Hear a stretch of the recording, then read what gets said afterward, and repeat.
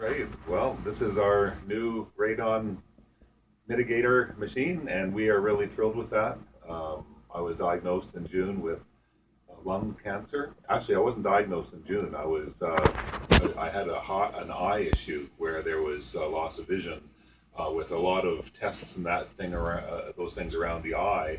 And then what happened was they found through a CT scan a spot on my lung. So then they biopsied that and found out that I had lung cancer with a metastasis to the brain and affecting the eye. So that's kind of how it all unfolded. And that that diagnosis was only just about a month ago. So things are kind of happening quickly for us.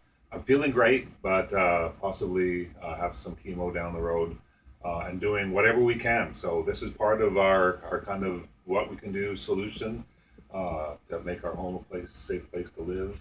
And my wife is feeding us all kinds of fantastic green stuff and great food. So that's our story. We're hoping that we have lots of years ahead, but that's all in our God's hands. So we're gonna just work with that. But we want to thank Simons, Mark here, for his great work and putting this in for us. And hopefully we have lots of years of breathing easy ahead, free of radon.